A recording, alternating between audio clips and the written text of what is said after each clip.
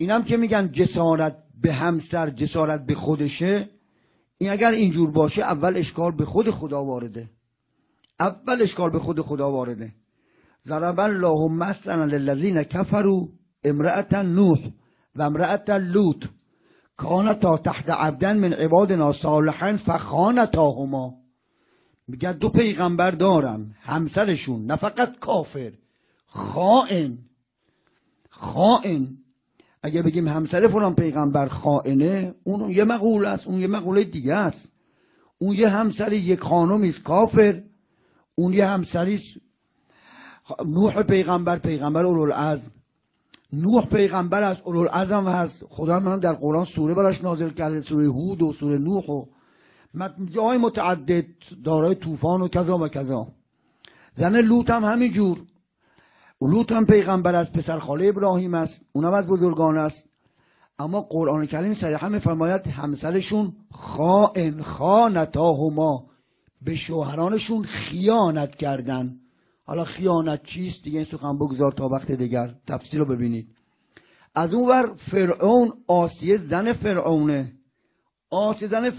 فرعون کافر، النار یعرضون علیها غدوا و عشیا و یوم تقوم الساعه ادخلوا آل فرعون اشد العذاب. فرعون و غرقش اون مصیبت ها و مشکلات. اما همسرش آسیه بنت مزاحم، آسیه از زنان بهشتی. همین سوره تحریم دو تا بانوی بهشتی ها که میخواد نام ببره، یکیش آسیه است و یکیش مریم. دو زن کافری که همسر پیغمبرن نام میبرد. بنابراین اگر بگیم زن نوح و زن لوط خائن بودن، این ربطی به پیغمبر ندارد اصلا. کمان که اگر بگیم عایشه مثلا در جنگ جمل کذا، در واقعا آدم، من مشهد تو رسالت امام مجتبی سلام الله علیه رو منبر گفتم، ضبطم شد، بعدم گفتم والا البته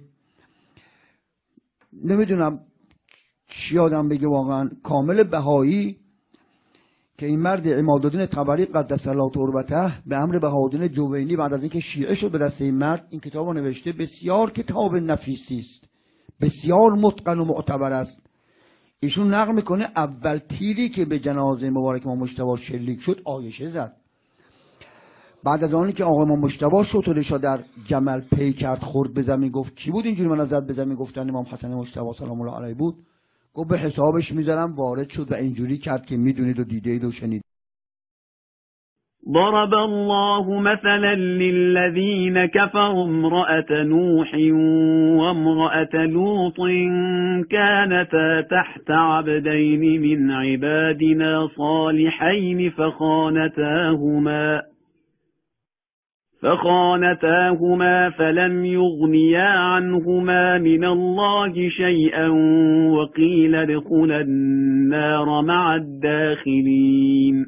خدا برای کسانی که کفر ورزیده اند زن نوح و زن لوط را مثل آورده که هر دو در نکاح دو بنده از بندگان شایسته ما بودند و به آنها خیانت کردند و کاری از دست شوهران آنها در برابر خدا ساخته نبود و گفته شد با داخل شوندگان داخل آتش شوید.